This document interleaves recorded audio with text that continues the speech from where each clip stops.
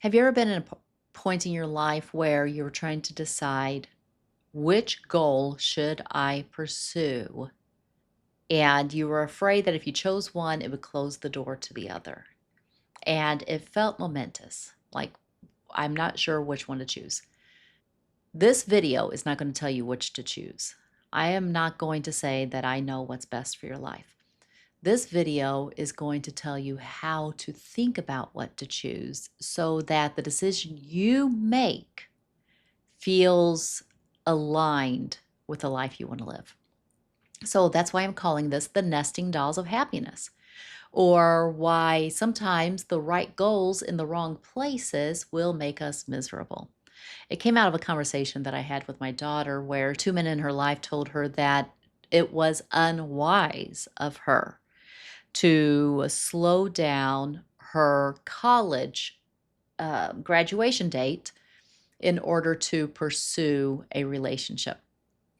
And notice I didn't say stop. She wasn't stopping. She was just stretching the timeline out a little bit further. And I told her that it was unwise to let other people make big decisions for her life. Only she would know which decision to make. Only she would have to live by the decision she made. And so then I gave her this framework for thinking about it. Sometimes we think about our goals as they're sequential, like once I get this done, then I'll do this. And we also think that completing our goals will create happiness. That's not how happiness works. I'm going to share that at the end, how happiness works in relation to our goals. But it's not really that our goals are sequential so much as they are nested inside of each other, like Russian little nesting dolls. Have you seen those little dolls where, um, there's this little card figure, and when you open it up, then there's another smaller figure, and when you open it up, I wish I had an example of this. My daughter has them, but she's in another state, and I couldn't borrow hers. But I know you've seen them. And at the center is this one little doll that cannot be opened up. She's the core, she's the center. That's our goals. There is something in your life that is more central to the other things. And the closer things are to the center of you, they should be deciding the other things. Because to neglect what's central and to make decisions based upon other metrics will not make you happy. You'll be one of those people that has all the success in the world on the outside, but you feel empty and hollow on the inside. So we want to make sure that doesn't happen for you. If you have success, you don't want it to be a hollow success. This is why some people that don't have as much big success are yet very, very happy, and that's because they've stayed true to their center. So the way I think about it is this. There are your being goals on the center, as in who I am becoming. And then those decide your doing goals. And these are what we typically think of as things, like I have the goal to graduate college, write a book, get married, um, do this thing. And then there's our having goals: have a house, have a family, have a career. Our being needs to decide our doing, which then creates our having. If we get those mixed up, then we will try to hang on to something that is a have at the expense of our being. Or we will try to be fulfilled in our sense of doing rather than in our sense of being. And we need to decide what is central to our happiness. So when I was young, I kept on asking the question this way: what should I do? What should I do with my life? What should I do with my life? And that had me confused for a very, very long time. Instead of focusing on what am I becoming, and let my becoming then inform my doing. I remember the time that I called my dad. It was my last year of college. I was about to finish my bachelor's degree. And because I didn't have very many classes that year, I went ahead and started taking some master's levels classes. And I called my dad and I said, "Hey, listen, this guy that I've been dating, should I marry him, after I graduate, or should I wait until after I graduate from my master's degree?" And I honestly thought he might say something like, "Well, when you start something, you should finish it." But he didn't. He asked me a question instead. He said, "Why did you go to college in the first place?" And my answer was, I went to college to get an education, to get a bachelor's degree. I went to college because going to college, graduating with a 4-year degree, had been a dream of mine since I was a little girl. But you know what was also a dream of mine, like when I really imagined my life, was getting married, starting a family, having children. And so I said, well, I went to college for the bachelor's degree. But him asking that question realized, oh, wait, that goal is finished. I am graduating. And I also want this other thing. And there's no reason in the world for me to delay the other thing that is so important in my life. And he asked another question. Could you go back and get your master's later if you wanted it? And I said, yes. I said, now, I don't know that these credits will count after a certain amount of time has passed. And he says, well, does that even matter? I was trying to solve this problem with an efficiency brain, but he was solving it by asking me purpose and meaning questions. And so when I came at it from what is giving my life meaning, then those made better doing decisions, which created better having decisions. All right. So when we're setting goals, it will help us to understand, is this a being goal? Is this a doing goal? Or is this a having goal? All right. The next thing that we need to understand is this: the longer the timeline, the more things that we can do, the more options we can create in our life. So let's say you had a goal to become, say, an Olympic gymnast. There is not a very long timeline on that. Especially for women, I think most Olympic gymnasts are very young. Their best years are the very, very early years. So if there is a woman, if there is a girl, not even a woman, a girl that wants to become an Olympic gymnast, she most likely has to start very young and stay very focused on that. Give most of her time to it because the timeline itself is so short and the the bar to achieving that is so very, very high.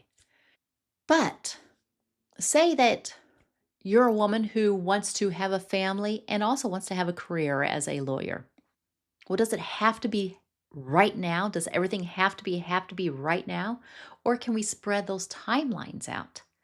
That also understanding that, and I think this is something that is being ignored way too much in our current culture, is how important is it to have a family and how many childbearing years do you have? Unless you're open to adoption and then you can spread that out a little bit. But to some of our goals, there is a biological reality. For example, the gymnast wanting to get to the Olympics, or the woman wanting to have several children, or especially if she wants to bear them on her own. There is a biological reality to some timelines, but on some other timelines, there is not. People have gone and started new, different careers in their 30s, their 40s, their 50s, even their 60s and beyond. It's pretty amazing. So think about it that way too. As in, if I could have both, do I have to choose or am I okay with extending the timeline? And my daughter, when she thought about it that way, she realized, oh, I have 2 or 3 very, very big goals in my life. And if I'm not too fussy about the timeline, I can have all of them. This is also sometimes why men and women's answers to these questions look different, is because I think often in a man's mind is he's thinking, I want to get established so I can support a family, so I can take care of a family, so I can have a family. At least I know that's how my husband was thinking. Like, I need to, be established so I can support a family.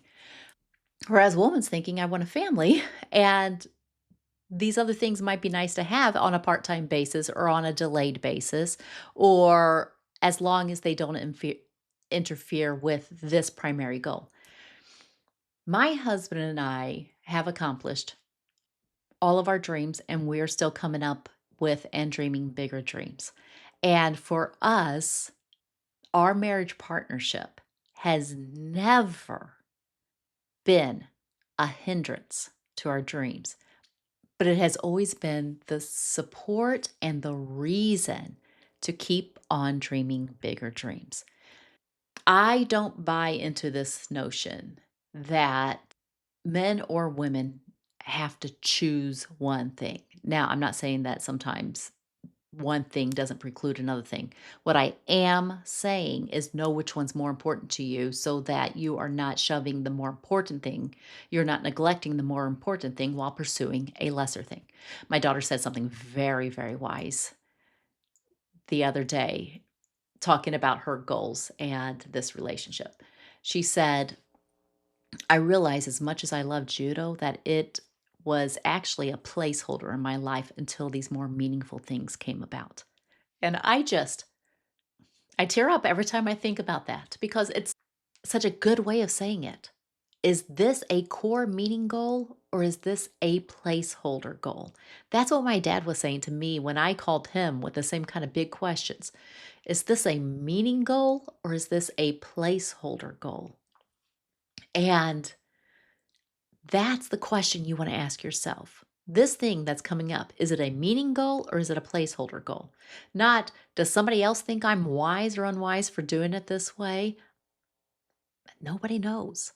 We don't know what the future holds. Even when I'm talking about if the timeline can be extended, we don't know how many days any of us have. Only you can know, is this a meaning goal or is this a placeholder goal? But thinking about your goals as nesting inside you. So when you're certain that this is a meaning goal, this is an inner goal, then that will make the decision for the next layer of goals, and that'll make the decision for the next layer of goals. And as we move out, they become less important to us, even though they might be more visible success to other people. And I think that that's where we get confused, is because the visible pieces of success, like, the nice car, the nice house, the fancy job title, those are all outer things. But no matter how great those things are, if they're not truly aligned with that core inner meaning, that inner being goal, then at the end of the day, you'll burn it all down just so that you can get aligned with that and feel more happiness. I have seen people reach all the way to doctor, like surgeon level, and decide to leave it all because they realized that was not actually a meaning goal.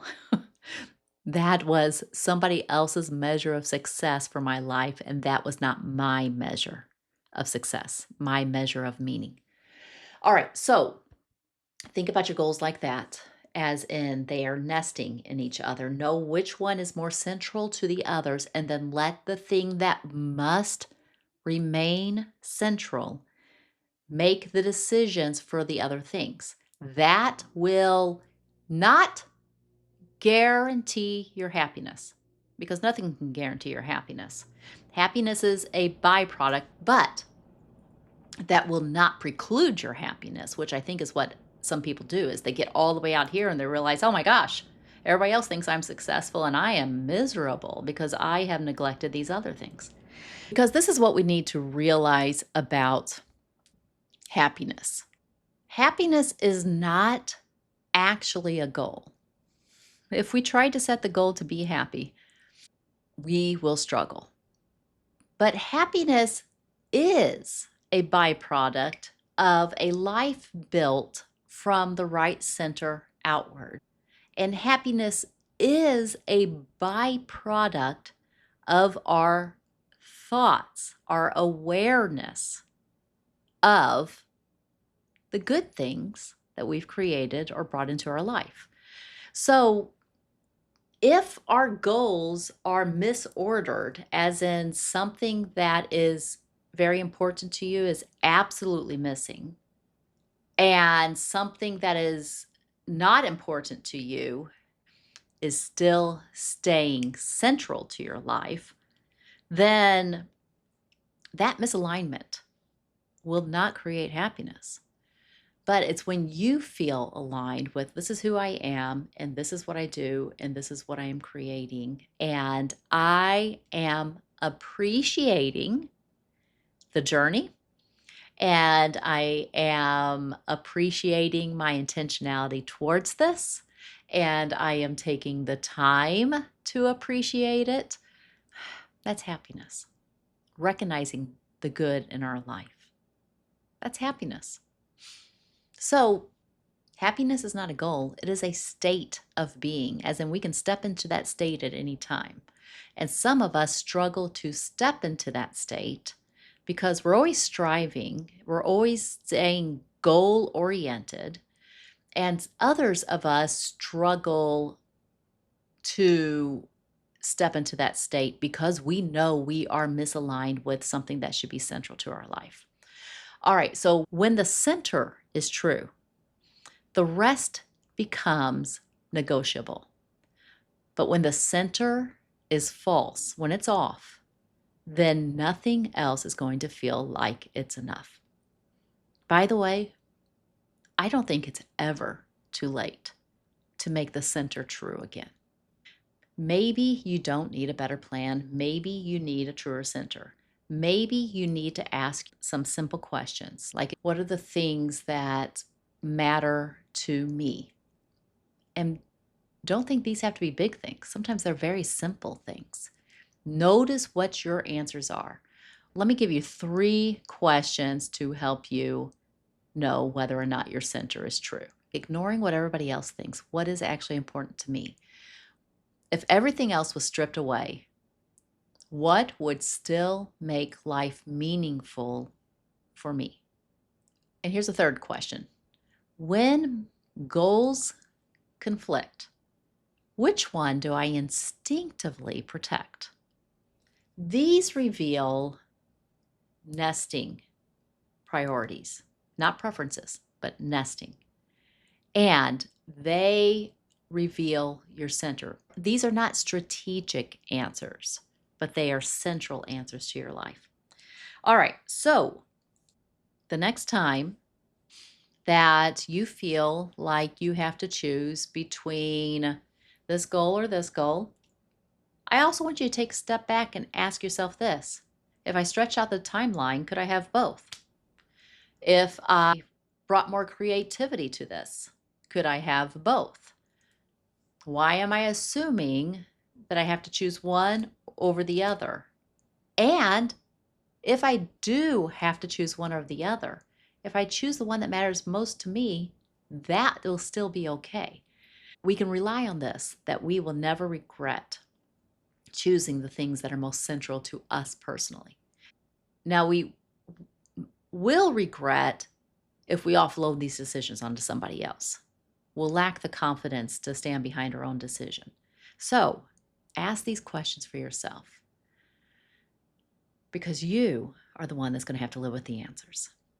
I hope this video has helped. If you have any questions or any follow-up thoughts, I would love to hear them.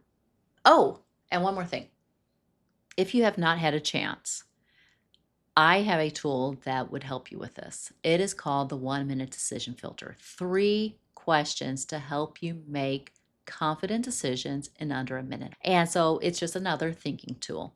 And you can go to aprilbragg.com/decide. And in case we're meeting for the very first time, my name is April Bragg, and I am the Time Rich Woman Coach. I help women in life or business have more time, not by doing more, but by getting clear on what matters most to them. And in closing, let me say this. Remember, time is your most valuable asset. May yours be multiplied to the blessing of you and the benefit of others. Bye bye.